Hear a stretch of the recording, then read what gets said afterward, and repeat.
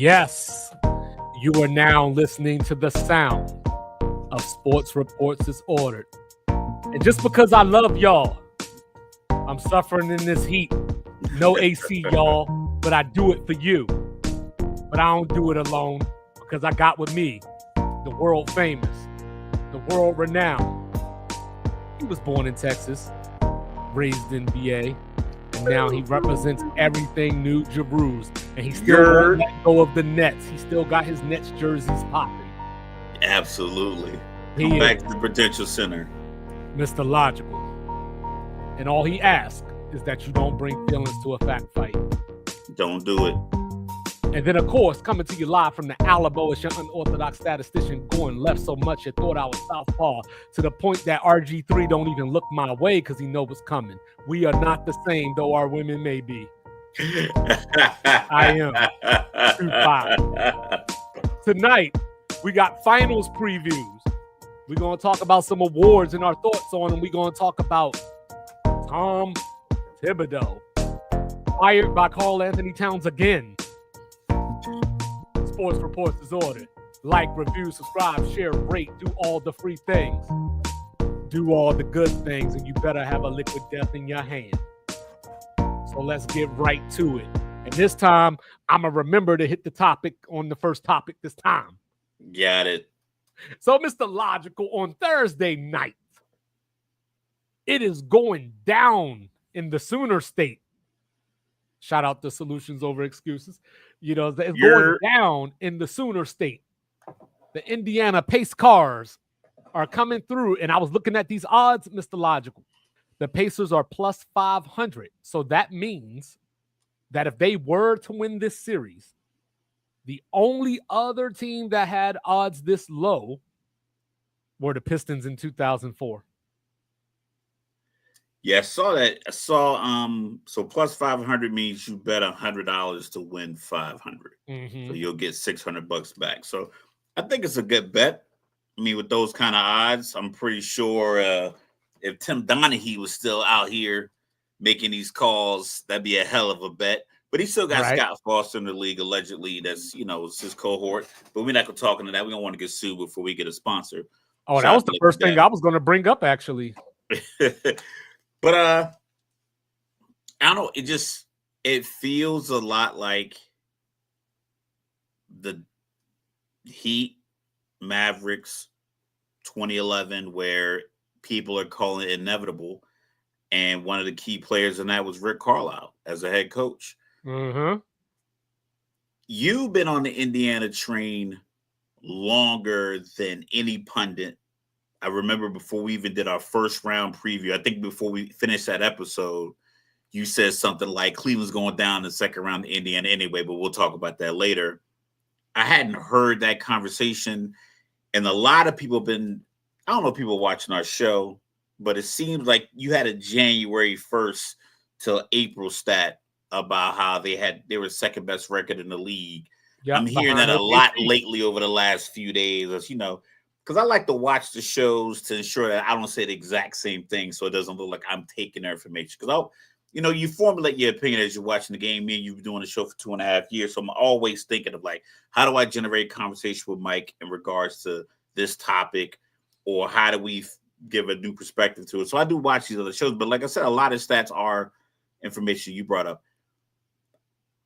I don't see it as a foregone conclusion that OKC just dominates this series, considering they were pushed to Game 7 by Denver.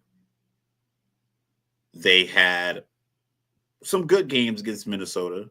They had the one game they won by 2 with the fan caught the ball. There should have been 0.6 seconds on the clock, in my opinion. I don't know how they came up with 0.3, but it was clear that the fan caught the ball at 0.6, but they got 0.3. 0.6 and 0.3 is that's a different kind of shot. Maybe you get a miracle 3. And then they got blown out that one game because Minnesota shut the lights out. Right. Indiana also has been like the heartbreak kids, where they just came back like gangbusters at the end of games, where it's like I said, 7 minutes left in the game against the Knicks. I went to sleep. I'm like, this is over. And they won it. They stole the game in Cleveland. So they are like the heart attack kids there. So it could be a toss up. I know they were mentioning, I believe it was Stephen A. Smith on First Take. I watched this clip. Very level headed analysis today. So I'm going to give a shout out to SAS. But what he said was that the OKC defenders are just a little bigger. And they've been defending bigger players this entire playoff run. So guys like Nembhard, Neesmith, Mathurin are going to have to deal with defenders that are used to just playing bigger offensive threats. So that could cause some more problems for Indiana. But, you get a guy that's already has the confidence that he knocked down the most threes in the fourth quarter in NBA history. I'm pretty sure that confidence didn't go anywhere. So right. So this is the way that I look at it. I do agree with you that it's not a foregone conclusion that Oklahoma City's just going to walk away with the series, but Oklahoma City's just going to walk away with this series. Like, it don't got to be a foregone conclusion to be a fact. But before we even get into that, how the hell did we get the Cleveland Browns back before the Seattle Supersonics? Man, we know football is king. The Seattle Supersonics not coming back. They're too far west. They coming back. You know what I'm saying? If Portland got better ratings, I would see the Seattle Supersonics coming back. But the only show out west that north is Golden State. LA is gonna be LA. They're gonna get play everywhere. But Seattle if Portland's not popping, you're not getting Seattle back. Seattle is one of the foundational basketball cities in this country. Yeah, it's coming back. Back when foundational meant, generational, that meant something you kept around. Now foundational is considered old, and now we want new, transcendent. Well, and I want my money back because the Cleveland Browns are worse than the original Cleveland Browns. But we love football. You know what I'm saying? But anyway, so look, SGA, 2 games against Indiana this year, 39, 8, and 7. That's not my takeaway from those 2 games, Mr. Logical. My takeaway is that Chet didn't play in either one of them. So I'm sitting there and I'm trying to look at this, and look, don't get me wrong. I love me some Tyrese Halliburton. You know what I'm saying? I've been banging the drum on how underrated Pascal Siakam is, and especially from the finals that they had in Toronto. Oh, that's gone the complete opposite way now. Now is one more championships. He's in the Hall of Fame. So that's how quickly your fortunes can change in the modern media. Draymond Green still talks about how Pascal is one of the guys that he respects because of that series where he averaged 20 and 8, and made in game 1 against Draymond, he went 14 for 17 in that series. So I'm all here for the Pacers to make some noise. You know what I'm saying? What up, Mike? You know what I'm saying? But the thing is, if it was a one-off, what's going on, Mike? Sure, I would give Indiana a fighting chance, but you got to beat them 4 times. And back to what you said about, hey, they went 7 with Denver. Let's get into that a little bit. So Indiana, true to their name, they're the Pacers. They set the pace. They run up and down the court. You know who got the best transition defense in the NBA? Probably the Oklahoma City Thunder. Oklahoma City Thunder. So the reason because they're young and fast, so it's like they just Coach Carter style. So the reason that Denver was able to go to Game 7 is because Denver's one of the few teams in the league that can score in the half court against Oklahoma City. And they have the big man who controls everything and lets everybody else roam. In the Pacers scenario, you got the little guy, Halliburton, doing all the dancing and dribbling, Steve Nash style. Outside. Yeah, and the other problem is that we appreciate you, bro. You know what I'm saying? The other thing is that Halliburton has these moments. Like everybody was shocked by Game 5 where he only took the 7 shots. This is what he does. He has these moments, and that's why I refuse at this point to call him a superstar. But the one thing I will say about the Indiana Pacers, they do have the genius known as Rick Carlisle, who gave us the defensive strategy of just put JJ Barea on LeBron, and it'll all work out just fine. Yeah, that's why I pointed to that 2011. That's as a LeBron fan, and I don't even want to use the word advocate, but like I'll debate anybody's merits in regards to LeBron and his career and so forth. That's the only one I don't have an argument for. I think everything else I can articulate an argument for. That's the only one. So does Rick Carlisle have another one of those? Right. And we said this before. I mentioned it in regards to Jokic, Steve Nash, even James Harden. Do you just let SGA go bananas? I think you have to. Do you let him go 40, but 43 and 45 rebounds and only 3 assists? I think you have to because, like I said, 39, 8, and 7, right? Against Indiana this season. The problem with OKC when it comes to trying to figure out how to beat them is that they don't even need SGA to go off to beat you.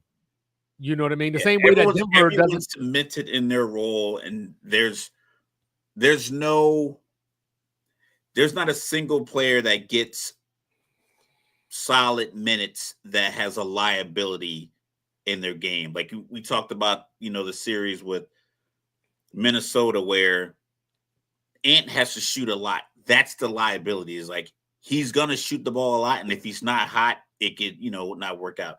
Julius Randle likes to shoot, but if he's cold, it's not much else that he gives you. Same thing with like DiVincenzo.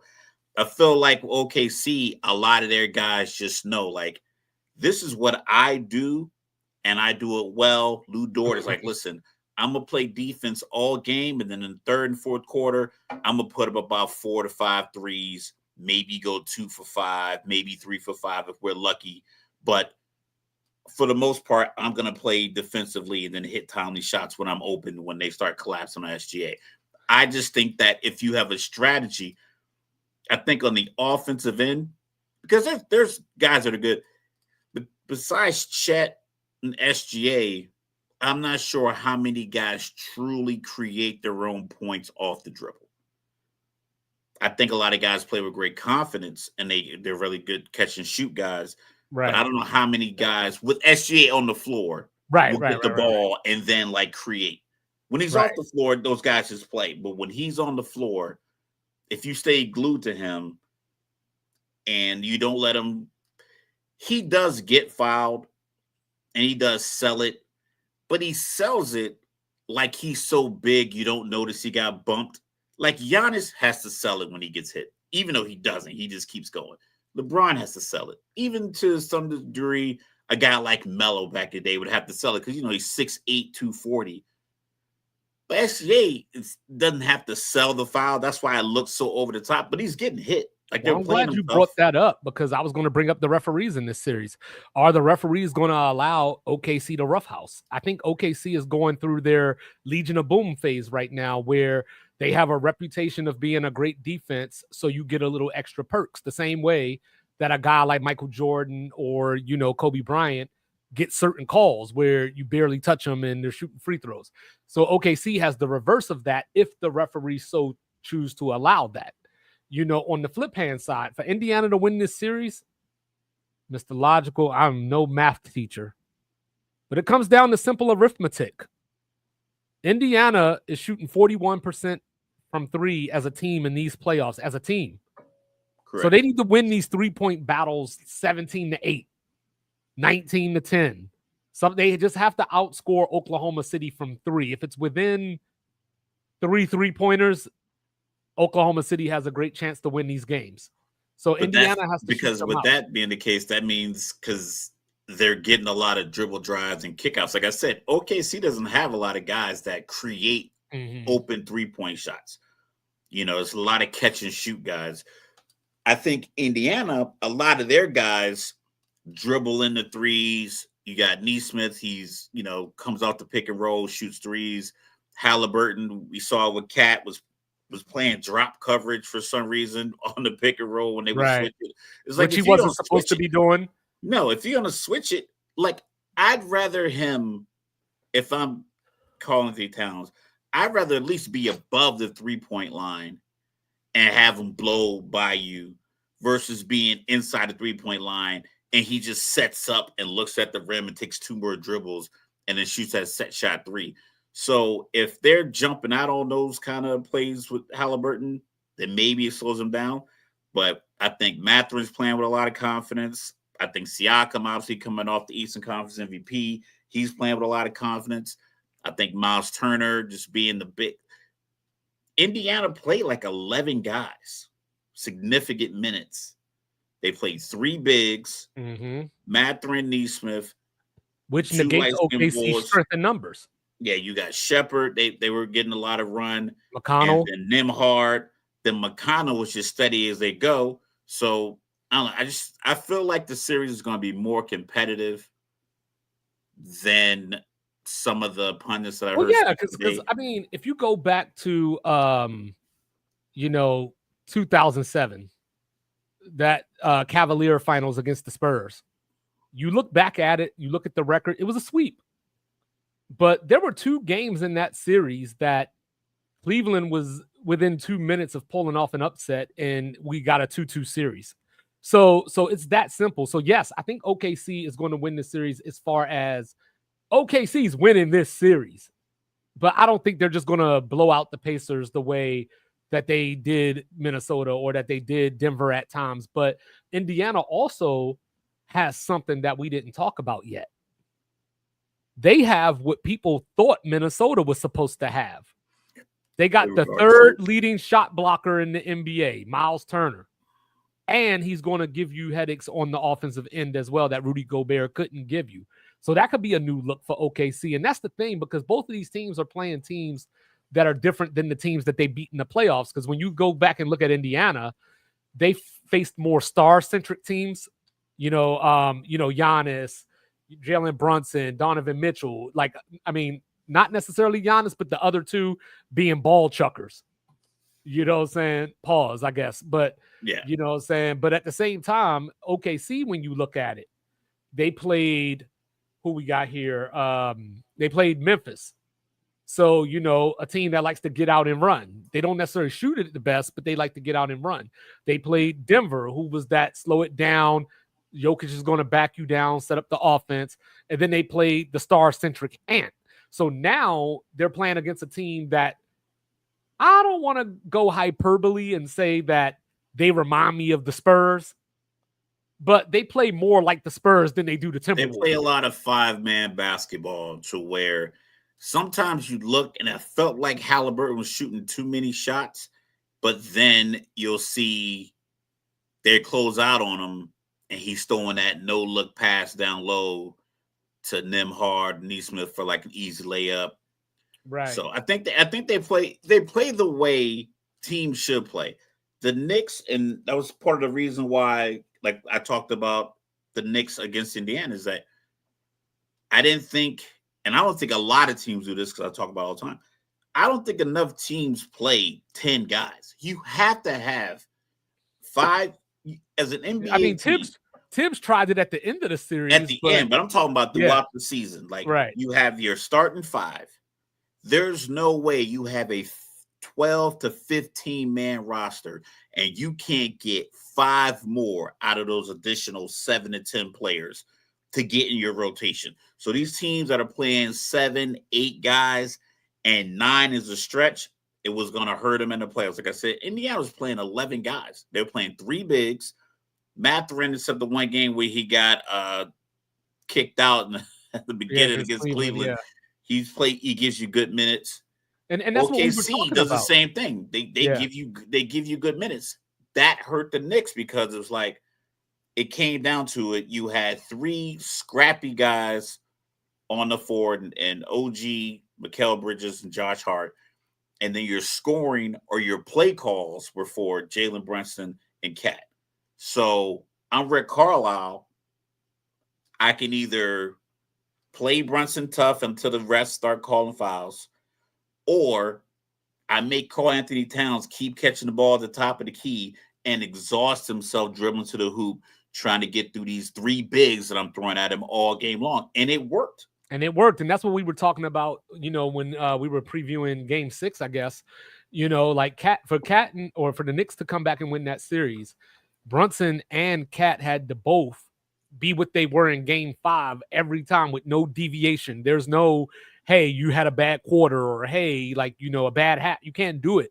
And that's what the Pacers are facing right now with Pascal, in my opinion, with Pascal Siakam. Pascal Siakam has to be at his very best throughout this series. Like, you can't take a playoff, you can't take a quarter off, because this team doesn't take long to bury you.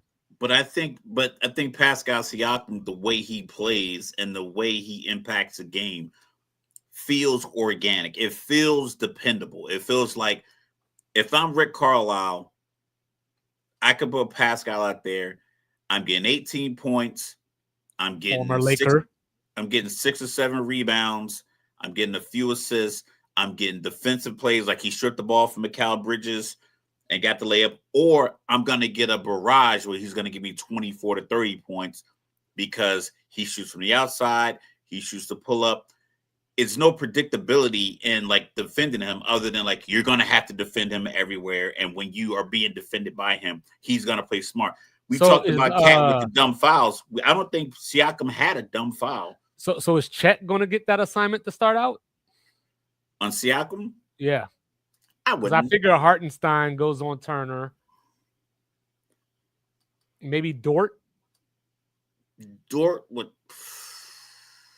And then you just you put SGA on Siakam and then put Dort on Halliburton? I don't know, because then you got to find somebody to put on. Like, not that he's like a super threat, but Nesmith can get loose in that scenario. Well, I think that's where you just put Jay Will, or maybe somebody like Nembhard becomes the Harrison Barnes of this series, where if you just go 4 for 12, we can win these games. And, you know, so my question about this that I actually wrote down was, can Nembhard out Caruso? You know, that's going to be a big part of this too. So that's the thing. Caruso, he's a savvy vet. And I think Caruso steps on the floor and he says, the next 6 defensive possessions, I want to make an impact play. And I think he'll look at every trip up and down the court like, I want to make an impact defensively. And I think he'll play the game through that lens. And then the ball will find you. You tip enough passes, you get enough passing lanes, you close out on a 3 that gets missed, and or you get a tip block on the 3 and you get the run out, you get the layup. So he'll get his 3-point opportunities off the run, but I think he'll approach the game of like, how do I impact this game defensively? Because we know players that don't do that. Like they don't come onto the floor thinking like, hey, what can I do defensively to make an impact on this game that's going to turn the offense? So he's one of those players. And like I say, crafty vet, been around the league. And let me do a quick PSA. For all of you out there that don't make no money off the NBA, talking about ratings and markets and how bad it's going to be, it's okay if you don't watch. Just shut the fuck up, because we don't care and we don't want to hear it. Just suffer in silence if you got the internet. The internet's literally everywhere. You can watch this game. It doesn't matter if you've ever been to Indiana or Oklahoma. And not only that, but I mean, I'm happy. Like, you know, this is the first final since 2006 that we're going to get a first-time champion. This is the first final since they instituted the luxury tax back in 2003 that neither team is in the luxury tax. This is how you're supposed to build teams. These teams are the epitome of what we tell the small markets to do. Because people like me, we've had this argument where, hey, ain't nobody going to sign with them. Ain't nobody going to do this. Ain't nobody going to do that. Well, hey, OKC said, look at what we just did. Indiana said, like, oh, yeah. It's probably one team. It's probably one team in the NBA that probably won't get a big free agent signing, and it's not the Utah Jazz. It's just Salt Lake. It's just Salt Lake City. NBA players just don't rock with it. But I don't know, man. Like, Utah might get Cooper Flag on his second contract. You know, he from Maine.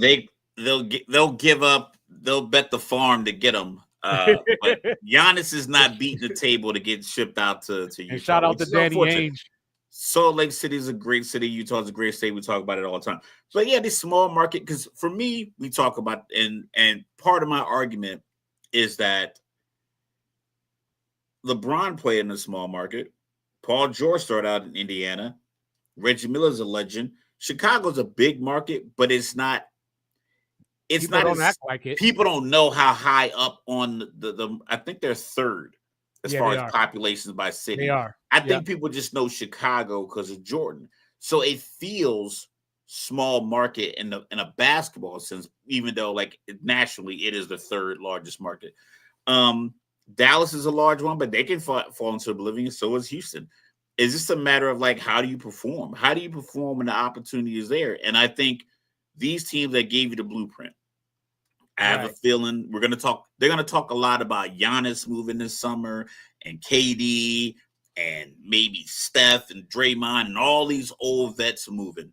A lot of those guys are past the prime to where a large percentage of the league is going to want them. A guy like Jaylen Brown, but Boston's still kind of locked in. Giannis might be that piece to where Milwaukee can look at Indiana and they can look at OKC and say, hey, both of these teams traded Paul George. There is hope for us. We can make that kind of move. Maybe a team like, I was thinking about this earlier. We're talking about like, I think there's only going to be a few teams that have that dynamic duo. So you're going to go Boston with their two-headed monster. Give me the Knicks with their two guys, Cleveland with their two guys, LA with their two guys. I'll give you Phoenix with KD and Devin Booker as of right now. Bradley Beal seems to be on the outs. I imagine they're going to get a partner. Yeah, I think him and KD are out. If you think about Giannis, well, Dame is out, but if Dame was an injury, so it's a lot of teams that are going to have like AD and Kyrie when they're back. But because they're two-headed monsters, one of these guys missing changed the whole dynamic of your team. I think more NBA teams should look at what Indiana and what OKC are doing right now. Yeah, OKC is going to give SGA $380 million, but he's been there for 6 years from a trade that they got for Paul George. Orlando needs to look at something like, hey, do we need to burn this whole thing down, or do we need to burn? Orlando need to burn those new uniforms they put out today and that logo. Yeah, it definitely should have been workshopped a little bit more. But our team's just gonna go. You know what? Maybe we don't need to sign the big free agent. Maybe we need to move our most expensive piece right now, like Washington and Jordan Poole. I think he'd be a great sixth man on a contender. Oh, I think that's coming. So you move him and then you build around hopefully what you get as a young star. Keep in mind, they traded Vlade Divac to get Kobe. Like no one knew, and he was like at 13 overall, something like that. Yeah. It was like sometimes you just gotta hope that your guy develops. SGA, Kobe. And OKC's got another top 15 pick this year. Or mid first round pick. And then you got my last thing here. For Indiana, if Indiana wants to win this series, they got to take advantage of the moments because Mark Daigneault keeps on playing with this fire, trying to foul up three, and then his guy missed the free throws. We saw it burn him against Denver with the Aaron Gordon shot. They almost got burned again in that game against Minnesota that you brought up earlier. So, the thing about it is that Indiana has shown us in these playoffs, they do very improbable, miraculous things, especially when the clock can go low. Video game cheat code out of nowhere. Yeah. So I'm taking OKC in 6. I think that it could go 7, to be honest with you. Or in the same vein, I think it could be a sweep. It could go 5. It could be either way. But I'm gonna give Indiana 1. I'm gonna give Indiana game 3 at home when they first get to Indiana, and I'm gonna give Indiana some weird game that they should not win. I don't want to just agree, but I also don't want to pick just because I picked OKC all year. That was my OKC versus Boston. Boston's out, so it's like I got to pick integrity. OKC in 6. I'll go conservative and say OKC in 6. But it wouldn't surprise me if they went back to Indiana 1-1. That changes things, but it wouldn't surprise me. It would be interesting if it was still 2-3-2. You got to keep, but you go like this. You got Indiana just beat the Knicks the second year in a row. They've had probably the most improbable playoff run that we can imagine, like without doing like some extensive Elias data research, just us watching basketball. Their run, some of these end of the game plays that they've made as a team, not just like one guy going off, like just as a team multiple times. And they just got the Knicks coach fired. They went into New York, a hostile environment, won a couple games, quieted the Yeah, we're crowd. gonna talk about that. They got the coach fired. I mean, the momentum they can be riding. OKC's been chilling. They had a relatively limited stress. I won't say easy because it's NBA, but their stress level against Minnesota. Because you think about it, that game where they got blown out, it was like, all right, cool, we're done. Like I'm mentally checked out of what was that game 3? Yeah. So it's like, all right, we're up 2-0. So you're sitting your starters for the rest of, so that everyone's chilling, everyone's well rested. They just feel like, all right, this game's over. So it didn't even like stress them mentally because it's like, okay, we can't do anything about this ass kicking it. Like these dudes are shooting like 60% from 3. It's a wrap. We'll deal with it. And you could tell how they battle back in games 4 and 5 is that game 3 didn't adversely affect them. So well, I mean, they're just maybe they'll come in a little lax. They've won every game following a loss in these playoffs. So that's a good sign. You know, I think that if it was 2-3-2, this would be really interesting. But the only reason I'm glad they got rid of 2-3-2. The only reason that I don't think that it'll be 1-1 is because of what happened against Denver.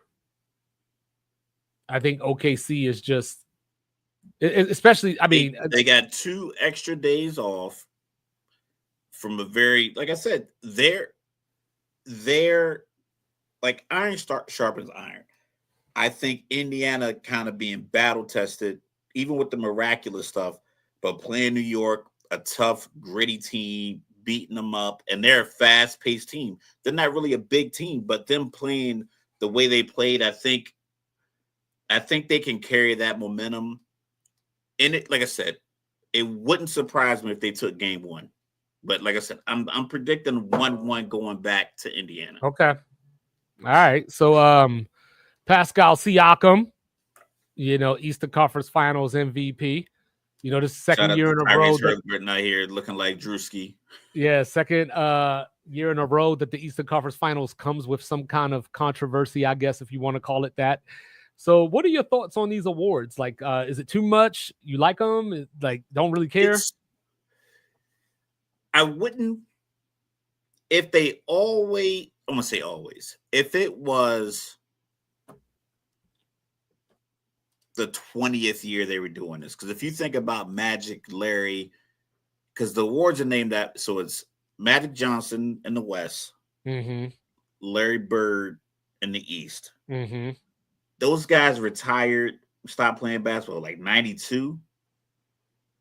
92, so, 94 at the latest. They were legends of the game then. I feel like if the award was that old and you've had some of the legends, AI, Kobe, LeBron, D Wade, Shaq, all these legends that played through the 90s, if they had an opportunity to earn that award, because like I said, Larry Bird and Matt Johnson were legends then, it would be better because now I don't want to hear, this guy has 2 Western Conference Finals MVPs and, he's got to be top 10 of your list. I just feel like we do too many of these lists, and adding this award at the end is like, not the end, but like the eye of this Thanks, top Mike. 10 list storm. Appreciate it, Mike. I just feel like that's just going to add fuel to the fire. Case in point, earlier today I heard is Pascal Siakam headed to the Hall of Fame because that'll give him 2 All-NBAs, 3 All-Stars, 2 championships, and 1 Eastern Conference Finals MVP. So it's like, I don't like that conversation. So I think the awards are gonna kind of lean into that. SGA's, he having the greatest season by a guard ever. I've heard that today. So, and the answer is no. That award is like another feather in his cap. So the it's like, no. I just feel like the award, it makes the conversation so hyperbolic that it's like, okay. And then coupled with the fact that last year, It could have easily gone to Jason Tatum. And then it was used as a potential divisive talking point for the 4 or 5 days before the finals started. And then they go into the finals, and then Jaylen Brown wins finals MVP. And it was spewed into the offseason. It was like there was no joy. Like no one celebrated the dominance of Boston over Dallas. It just was this conversation about these two awards. And I just feel like that it's another thing that these TV shows can use to kind of cheapen the efforts of these guys who, yes, they're playing a kid's game, but they're playing at such a high level. I think more positive and enlightening conversations come from it. And I think the awards just kind of dumb it down. So I like them. Just from the standpoint of, I think that, and I'm not necessarily accusing you of this, even though you just said all the things that you just said, but I think that people think that tradition has to start 100 years ago. There's always room to start new traditions. You know what I mean? We always talk about how the newer players don't get certain credit that a lot of people feel that they deserve. Oh, you stuck in the past, you old school, these new players are better, all that kind of stuff. So I think this is just a way to recognize that, to recognize them, as far as Jaylen Brown's not close to Michael Jordan on any scale besides height.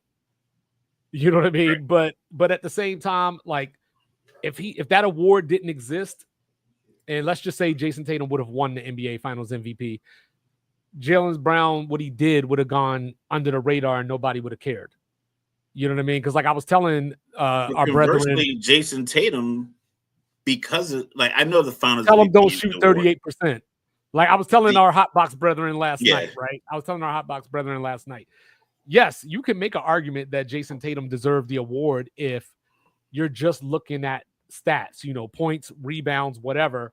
But then when you factor in the shooting percentages, the defense that Jaylen Brown played on Luka, Jaylen Brown had 3 games where he made the defensive play. So if they were even that whole game between Jaylen shooting 40-something%, but Tatum had 32 points, Jaylen Brown had the block on the dunk. He caused Luka to get 5 and 6 foul, like number 5 and number 6. And then I think he hit the jumper when they were about to blow like a 20-point lead. He hit the jumper to stop the bleeding. Yeah, so and then in the Eastern Conference Finals, game 3, I think it was, he hit Derek White for what ended up being the game winner. He hit a 3 in the corner in another one of those games in the series. So that's where Pascal Siakam is the Eastern Conference Finals MVP if you're just looking at the fact that he led the team in scoring. But when you factor in the things that Halliburton was doing, putting things into motion, and Halliburton actually ended up averaging. Yeah, well, he only had like 10 shots, like less than 10 shots one game. Right. I think that tipped the scales. And that's the problem. So that's the problem that I have with awards in general, is that people look at the last thing you did, versus the collective, the total picture of what you did. And I bring that up all the time. Like, I'm sure you've heard me say this before, but I don't know if the public has. But like 1996, I take it back to 1996. You looking at stats, Michael Jordan's the Finals MVP against Seattle. But when I watched that series just with a fresh perspective, no thought going into it, they don't win that series without Dennis Rodman. And but he ain't going to ever have 15 points or 20 points to where it'll offset, it'll go along with the 18 rebounds or whatever it is. So you got to give it to Michael Jordan. And like me and Mike, we were talking about this last night, because Mike is of the belief that the best player should always be the MVP. And it's like, well, sometimes the best player doesn't perform up to par. Like for me, we've had this conversation. I thought that Jason Terry was the Finals MVP of that series. But Dirk's the one that comes with the name, the notoriety, the former MVP. And he hit the big shots. He became a media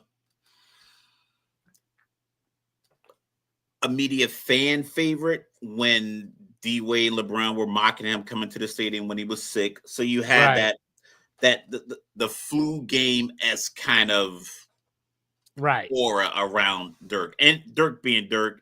And like I said, that Miami team was supposed to win that series. They, Dallas should have quit when they were Guess who down picked 3-0. Dallas to win that series in Like real Dallas time? shouldn't even, like, in our minds, Dallas should have got beaten so bad in games 1, 2, and 3 that they forfeit game 4. Like that's what we all were thinking. Like they should get beat this badly. And it was like, how'd you win this series in 6? But I know you mentioned you wanted to bring up a note about hockey as well when it comes to this subject. And like I said, shout out to my friends out in Utah to kind of put me onto the hockey game. Hockey teams, when they win their conference, they don't touch the trophies. They all take pictures. Like no one hoists a trophy because they want to all hoist the Stanley Cup. They want to be part of the guys who hoist the Stanley Cup, pass it around. So they don't touch the conference title trophies. And I believe there is an MVP award that's given. There is. I think the defensive player award. It's all kinds of awards that these hockey. They don't pick any of them up. They want to hoist the Stanley Cup. So I think that in and of itself is like. But hockey is one of those sports where it's just you need the whole team because it's a 60-minute game. Your star player plays he has 15 to 19 minutes of ice time depending. So it's like a lot of people factor into hockey teams winning. So it's a little bit more, whereas basketball, it's a little bit more individual. Like we talk about Jordan scoring 63 against the Celtics, who were like a stacked team. And maybe if some other people scored, if they could have got 45 points from the rest of the team, along with Jordan 63, they probably would have won that game. But as an individual player in basketball, you can have a great impact. And then that's why I like it. Because like I said, I think the award, even this year, especially with Halliburton, like throwing up the peace sign, taking a selfie with a teammate and tapping himself on the chest and then walking out and hearing a different name is like, I did that once at a promotion ceremony, and I was just gonna tack somebody on, and the young airman, she pointed at me and said another guy's name. Shout out to Peterson. I sent them the link. He's probably watching. She pointed at me, but said Peterson. So I'm walking down the middle. What y'all look alike? Yeah, people got us confused. I think we just black tech sergeants at the time with low haircuts. But so I'm walking down the middle. So people see me coming up like I'm about to tack on her stripe. And then he stands up and everyone goes, ooh. So then it was like a running joke. Even the commander walked up to me like, what's up, Peterson? I'm like, so they treated you like Kevin Durant, always finishing second. And then I understand what Halliburton's going through, but that's his own fault for tapping his chest. And then of course we got Panthers Oilers in the Stanley Cup finals. So that should be a great series. I'm going with the Panthers to bring it home. But anyway, like I know in college basketball, Connor McDavid. In college basketball, the regionals have their MVPs, or they call them most outstanding player, and then you have your overall MVP of the Final Four. That's the most outstanding player. And I don't like that award because you're the MVP of 2 games, and that's where somebody could just go off and hit 6 threes and be the most outstanding. I think AD had awesome all year. I think AD had like 2 points and 14 rebounds, and something like that, and he got it. Yeah, well, yeah, and then actually, I don't know if he got it. Did he? I think because I believe that was the first time. I guess he did. I thought Deron Lamb got it for some reason, but it was Anthony Davis. When I heard the term and the numbers, I was like, well, I was kind of like, well, I'm glad they gave it to somebody who had but they have the right word. It's like most outstanding player. Outstanding, not valuable. Whereas we have all this value and everything else. Yeah. Right. Like I said, I like the Siakam selection. I think, I'm not with it. Halliburton having the super impressive game. It allows him for one game, but what about the other 5 or 6? Because I was talking about the vote was 5-4. Well, I was talking about this with somebody where the second Warriors championship with KD, the second straight game 3 that Durant hit the shot over LeBron. Steph went 4 for 14 in that game. And coming into that game, they were neck and neck. But as soon as Kevin Durant hit that shot, it was a wrap. He's the Finals MVP. Like, you know what I'm saying? So I don't know. I just don't.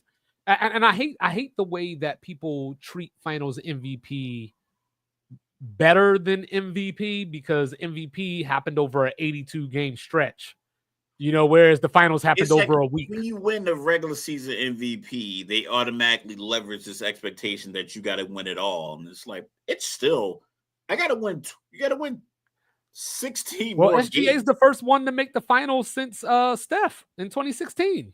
Hell, it happens in the NFL. I think most guys don't. I think Matt Ryan made it after he won MVP, but I think Patrick Mahomes might have been like, I'm sure Tom Brady did it. I'm sure Tom Brady did it 15 times.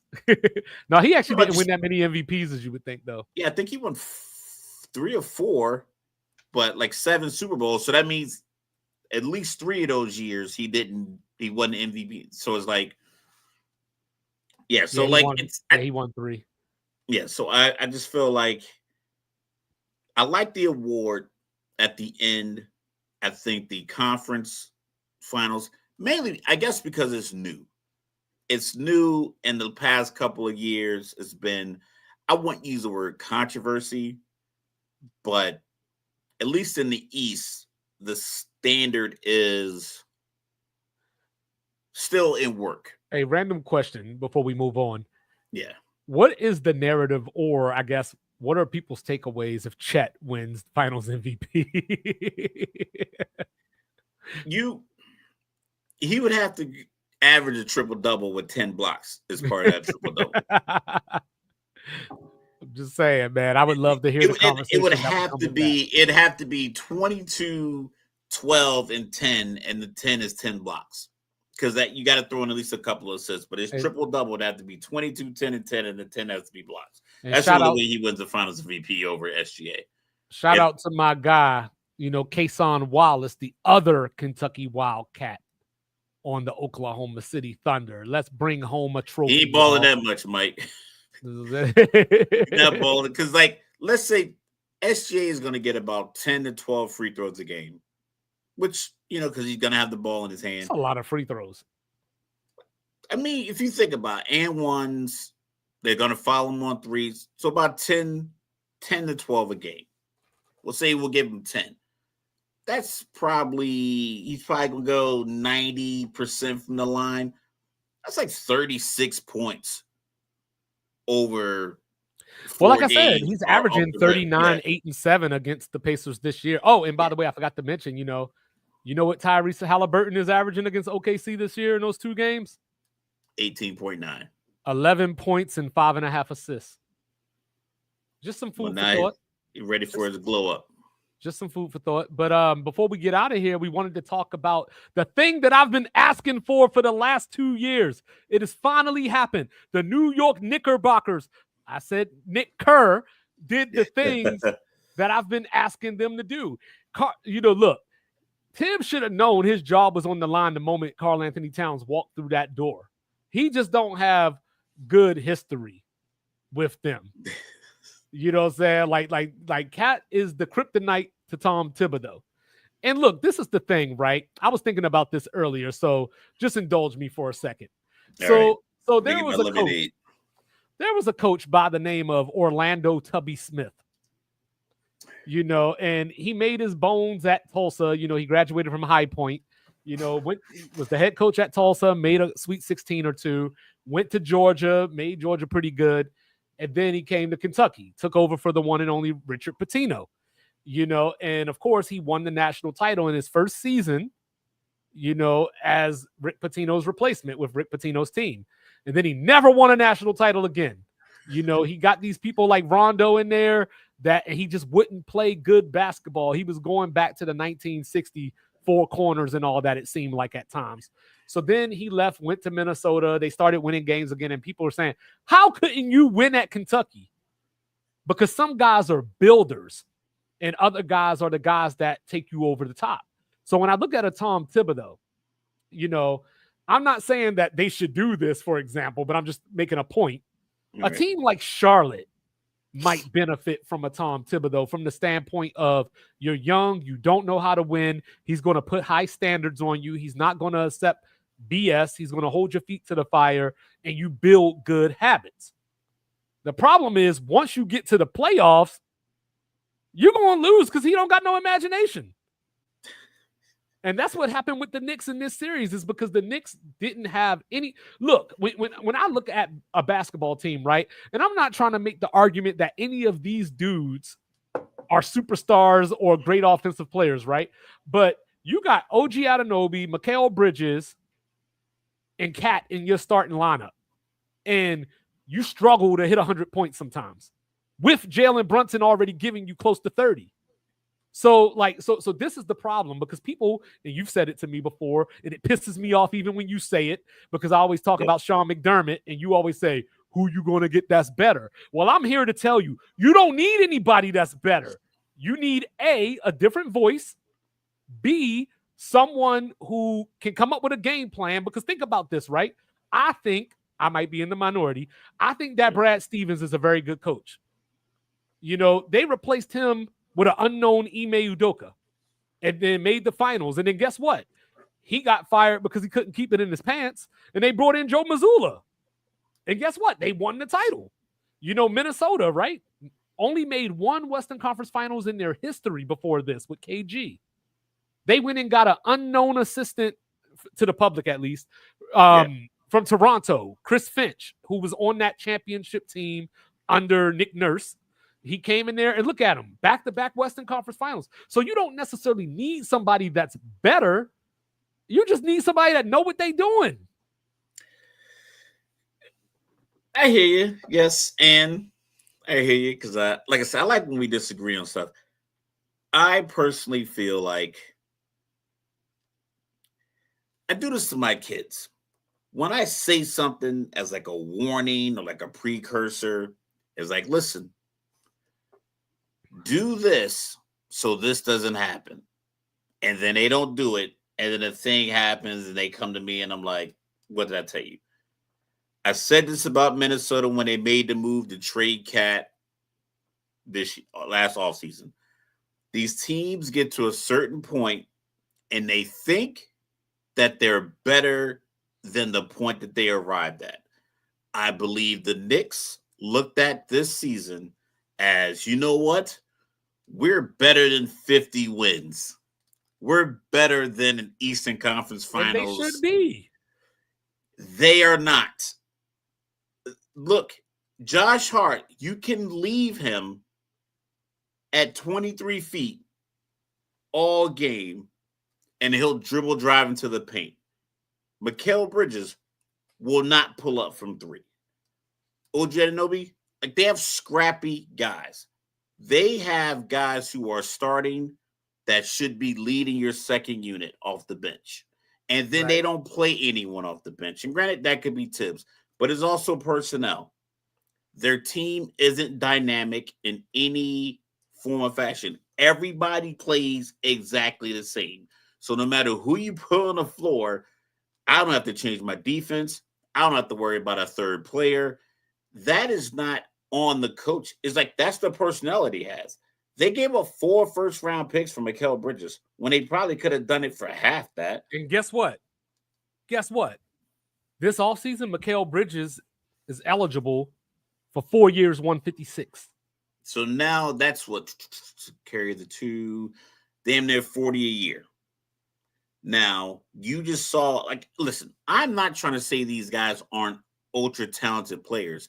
It's just that they exceeded what they, like, their expectation. Do the Knicks but then when they got to that point, people felt like, oh, this is it. We beat Boston. We are the team in the East to beat. And it was like, no, I called out how to stop you defensively from my gaming chair in my bedroom. You stop the pick and roll, you get Cat in the silly foul trouble, and it's a wrap. Do the Knicks need to trade him? No, I don't think so either. But I don't think they need to trade him. So this is what I've heard. They need to get another guy on the floor that they could run the offense through because the second unit, who's running the offense in the second unit? No one. So So I got what are you gonna do? So I got two thoughts on that. I've been listening to some Kevin O'Connor, one of my favorite, podcasters out there. He, Damn, Mike. fuck him. And what he proposed was, and I know you're going to laugh at this, but I'm gonna just go ahead and say what he proposed because I don't think they should do it. So I'm gonna just, he proposed, why don't you bring in KD and someone else for Cat, and Cat can go play with his college teammate Devin Booker? I don't like that on any level. What is what these pundits playing fantasy basketball in real life? KD because it gives them a chance to talk about a star. You see this? KD is old. You can't just be trying to rebuild with old parts. Like, I'm not, but it's like KD needs to finish out somewhere where he can probably be the sixth man. But like, you can't build the New York Knicks, just like, and I love New York City. I love it. I love the city. That makes one of us. I love going there. It's one of my favorite cities on earth. But New York might be the most pretentious place on earth. That makes two of us. It matriculates through everything that they do. Case in point, I have a friend of mine that's a chef. He is connected to people. He took another friend of ours, the friend I met through. They went to a party a few years back in New York City. It was like a Tuesday night. It was $400 to get in if you didn't know the password. This is a Tuesday night, and I think the city is dope. But the gall to be like, I'm charging $400 for people to get in here, and people line up to pay this $400. That's what the Knicks are. The Knicks think there are $400 Tuesday night kind of, you should want to be here because we're the New York Knicks. It's like, you guys haven't built a quality team that's been to the Eastern Conference Finals since 2000. Cat just left Minnesota. He was in the Western Conference Finals last year, and then that same team went back to the Western Conference Finals. Hell, even the Lakers, with all of the ups and downs that they've gone through, they were in the Western Conference Finals a couple years ago. Mm-hmm. Dallas took, all these other teams are making these moves, even though it's like up and down. The Knicks were like the poster child for mediocrity for so long that this current success, I think, got to their heads. And shout out to Nick Wright. I want to give him credit for this. He said, you know what? You don't really have that much time to think about it because it just happened today. But he was like, my immediate thought was they were going to get rid of Tibbs no matter what, short of an NBA Finals victory. As they should. I would have fired him even if they won the title. He said it was very similar to Mike Malone because they probably already had their mind made up. They're getting rid of the GM and the coach. I don't want a miracle playoff run to influence us, which is fine. All I'm saying is that they haven't had a history of successful basketball operations, even with some legends at the helm. They had Phil Jackson and Isaiah Thomas in their organization. Derek Fisher won a bunch of championships.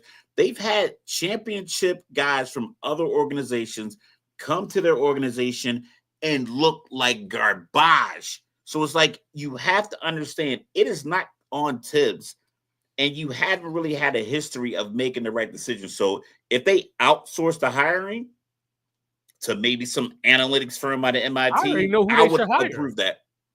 I already know who they should hire. They should hire Johnny Bryant. He first of all, go Utes. You know what I'm saying? He's the all-time Utah Ute 3-point percentage leader.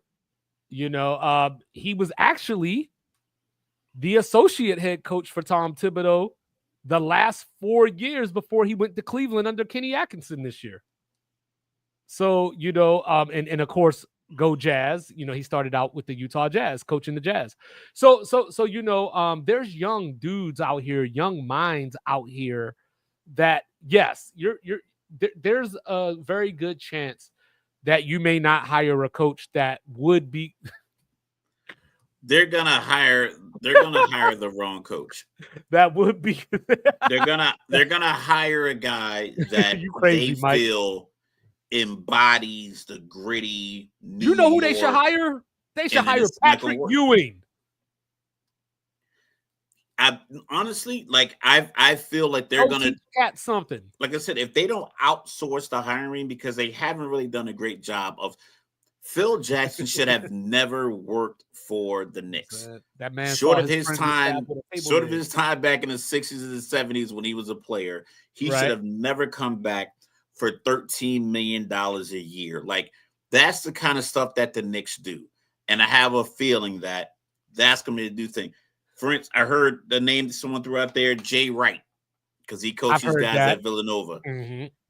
If you go to Jay Wright and want to get him back into coaching, you're going to give him more than, I don't want to say he's worth. You're going to give him more just because you're going to have to sweeten the pot to get this man to come out of retirement. Hey, he's a championship coach, something that Tibbs can't say. Yeah, but you're going to give him this, and then you're going to have to pay all these guys.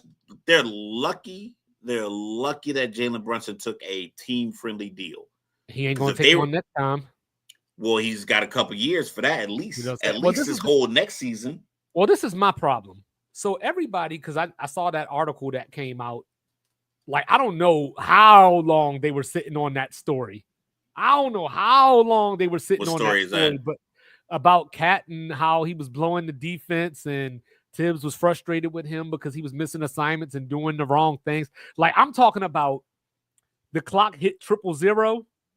And they dropped the story. That article probably dropped within a half hour of that game ending. Like, you know, so somebody was trying to get the point out real quick. Maybe it was somebody in Tibbs' camp that was like, let's shit on Cat so you can keep your job. I don't know. But you know, but when I look at this is what I came up with. Because, you know, 2-5 shit. A lot of people are talking about how they need to move off Cat. I think they need to move off Jalen Brunson. The problem is you can't. You know what I'm saying? You got his dad on the coaching staff. You got his Villanova buddies, and you already traded either guy. I don't think either guy was the problem. I just think that you can't win with these little dudes no more. You could if you could put him on the bench and put somebody else like a Tyus Jones in the running second unit. That was the problem. The problem was they never developed a second unit, and none of those guys played with enough confidence.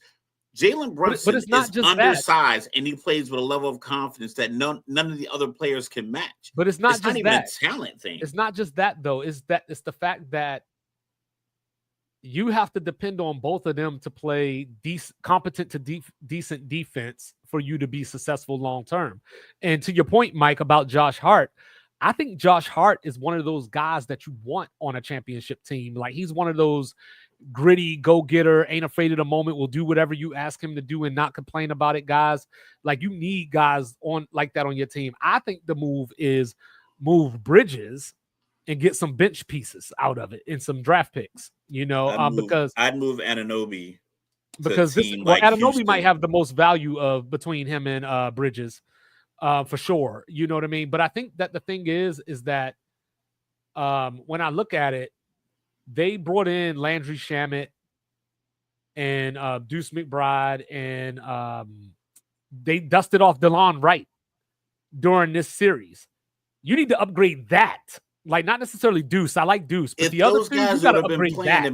If they would have been playing in January, February, and March, he could, in those games where Jalen Brunson had 2 fouls early in the second, if you were playing Landry Shamet all year long and you were playing Deuce McBride all year long, because that guy was ready to get a bucket. When Jalen Brunson picks up foul number 2 early in the second, and it's just rest time anyway, you can pull him and put in McBride, put in Shamet, maybe take Bridges out and go McBride, Shamet, OG, Cat, and somebody else is in there in the lineup. And then you run through them. And then when Cat inevitably picks up his second foul, you bring in Mitchell Robinson. You still get your offense from OG, Shamet, and McBride. You still get your scoring from there. And then you get these guys simultaneous rest because you knew everything goes to those two guys. Why they got so many guards? Because I think he wants to be fast on defense. Shamit right Campaign. But Campaign Campaign, once they realized, you know what, I can not play because Campaign he never saw a shot he didn't like. And he had 14 in that game against Boston, and it was like, oh, that's crazy. Then I think he just kind of tapered off after that. But once again, if these guys are getting run early in the year and you establish a real second unit, you'll be fine. But I don't know, because we talked about this before. It's like, I want to know who's on the Knicks staff that coordinates the offense, because we all know as fans that Tibbs doesn't do it. So if you're an organization and you know you have a defensive-minded head coach, someone has to be the voice of offense. Someone has to be, I don't know if basketball has an offensive coordinator type title, but someone has to have that Tibbs. I think we can go 10 deep if we go small ball with Cat at the 5 with these 4 guys, or we go with Princess Achua and Mitchell Robinson and we just rebound and we get these guys who like to shoot. Like, someone has to come up with something different. And I think the fact that they didn't do that until game 3, when I see Shamit finally out there, I was like, okay, then they're finally switching up. That has to happen in March. Their assistant coaches are Daniel Brady, Rick Brunson, Mark Bryant, Mo Cheeks, Darren Ehrman, Andy Greer, and how about this name? You ready for this name? Othella Harrington. So not a lot of former head coaches on the bench. Just Mo Cheeks. You know what I'm saying? He was a point guard. One of the best point guards in NBA history, actually. That's a structure problem. So if they went this whole time and we as fans can see that offensively you are limited, and then you don't have a single person on your coaching staff that's known for being an offensive-minded head coach, that's where you're wrong, and that's the Knicks. Right. So but you're going to hire a young guy like JJ Redick in LA. Look at his bench.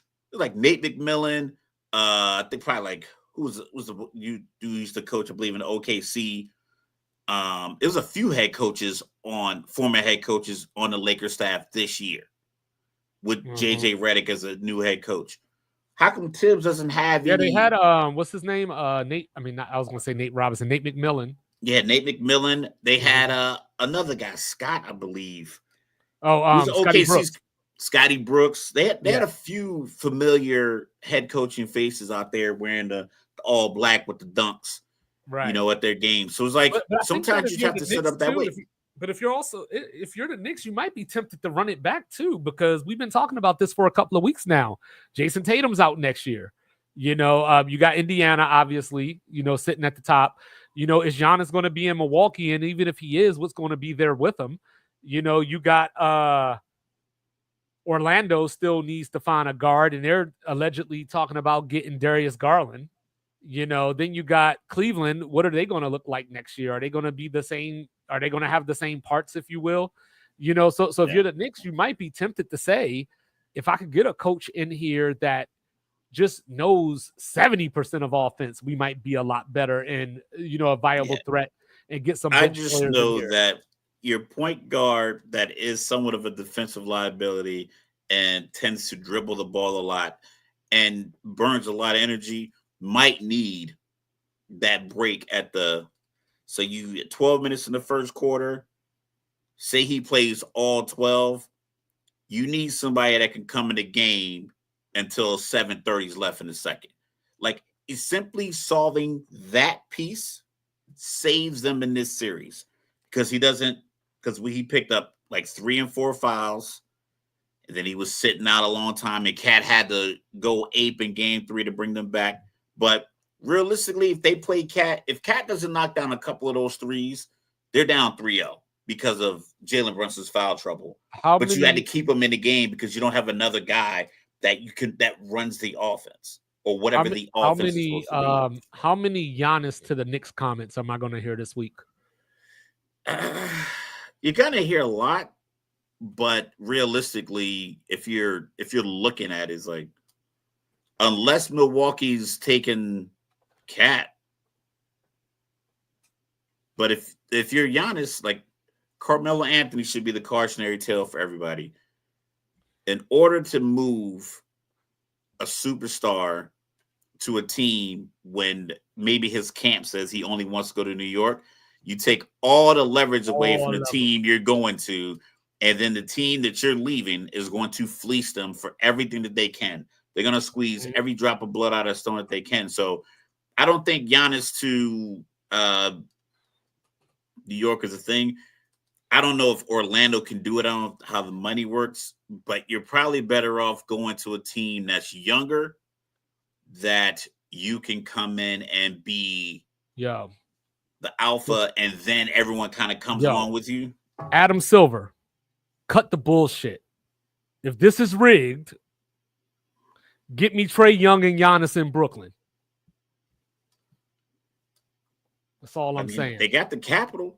Brooklyn has the capital. That's what I'm saying. Make it happen. But they would have to like get some surprises from certain players. Like some players would have to play out of their current space for that to work, because they're gonna lose a lot making that move. But, and in 22 days, we got the NBA draft, so it's going to start heating up, because I think this is going to be a hot summer, if you will. Not just because I ain't got no AC right now, but it's going to be a hot summer in these NBA streets. I think it's going to be standard, because the guys are making too much money. I don't think it's going to be that much movement. I don't think teams could the Brooklyn Nets go get Demetrius? Nah. I don't. Like I said, I think this NBA Finals is showing teams there's an easier, more sustainable way to success versus trying to microwave a championship, because it hasn't worked since James Harden, KD, and Kyrie went to Brooklyn. That style, KD going to Golden State was the last time it worked. Unless I'm missing something. Kawhi went to LA. No, Toronto. Well, that was a one. It wasn't like a crazy. He wasn't like a crazy free agent. It's he wanted out of San Antonio. They had a bad relationship. They sent him to oblivion. Shout out to Uncle Dennis. He didn't go up there with Trae Young and microwave this team. He went up there to a team that was established. He went up there with all-time great Kyle Lowry. Yeah, and they got rid of DeMar DeRozan. So they had a good team. So it was like a 1-for-1 swap. Yeah. But as far as like you getting these two stars together, because all of these stars that we are thinking of, like the top 15 guys that you can run off your top of your head, your Trae Young, Steph, KD, Booker, LeBron, Luke, all these guys, they're getting long in the tooth, and their money is crazy. Some of these contracts are $55-60 million. Mm-hmm. Getting a KD and a Trae Young together to go to Brooklyn, you got to deplete your team, and now you have these two guys that are eating up 65-70% of your cap. You're in the luxury tax, you're in the apron, and now one of them is out for 2 weeks with a hamstring, and those 8 games you go 1-7. Now it's like, what's the point? Why do we do all this? For sure. So yeah, I think the microwave championship team died when James Harden forced his way out of Houston to Brooklyn, and it didn't work. I think teams should shy away from it, because it didn't work with Dame and Giannis either. Trying to just put two heads together. Yeah, it didn't work with Luka and LeBron. Luka and LeBron on the same team didn't get out of the first round. I mean, it was only 1 year. We gotta, I get it, but it's like it wasn't even a full year. But just think about like the two names you're putting there, like those two names. I think on that's the the team. problem, is that people are looking at names and not teams, and that's what I'm saying. That's why I told you I was having that argument. It's not working, because that's what you're going to end up with. You're going to end up with, like, the Lakers got the best possible deal, and everyone hated it, and no one's going to make another deal like it, because it it felt like an inside job. It was that bad. It was like insider trading. I was arguing with somebody a few weeks ago because they tried to tell me that the Suns were a big three. And I was like, yeah, if you're just looking at names. Looking at names, yeah. You know what I'm saying? But if you actually look at them as players and how they fit or don't fit together, not even close. They might not even be 3 names and like 9 G League guys. Yeah, they might not even be a big 2 for real. But, that's just the way that it is. So, hey, we will be back on Thursday, not Friday this week, on Thursday. Because, we got some engagements on Friday. So, until then, y'all be good. Stay up. Get ready for some finals. Tell your friends that don't want to watch the finals because of the small market teams to shut the fuck up and keep it to themselves and let us enjoy our basketball. Give a personal shout out to New Jersey artist Melanie Tefalitis. Teslavitis, sorry, for this wonderful painting. So, Melanie, thank you for the painting. And I said, you got to give a shout out to people. We got to spread love around here. Shout out to the One Mic podcast. Check that out on Mondays and Thursdays at noon. Shout out Solutions Over Excuses. Solutions Over Excuses. Shout out to my guy, Styrofoam Ralph, Cups in the Gang, a.k.a. the Hot Box. Sunday, Monday. Liquid Death be in the building. Friday, 7 o'clock Eastern. And then, of course, for you lovebirds out there that might be going through a little something, or you lovebirds that are still in love but just want some new techniques, holla at the Pursuit of Forever every other Wednesday at 6:30. Mr. Beast, we're available. Holla at us. I mean, we're available. I don't know about all that, but we're available, Mr. Yeah, Beast. I don't know about all that. Briefcases. Let me get one of them briefcases. But grab you a Liquid Death and like, review, subscribe, share, rate, do all those free things, do all of those damn good things. He is the world famous, the world renowned, Mr. Logical. Don't bring feelings to a fact fight. Don't do it. And then, of course, it is I, the non-RG3, no matter what you try to put on me. We love you. See you in a few days. Peace.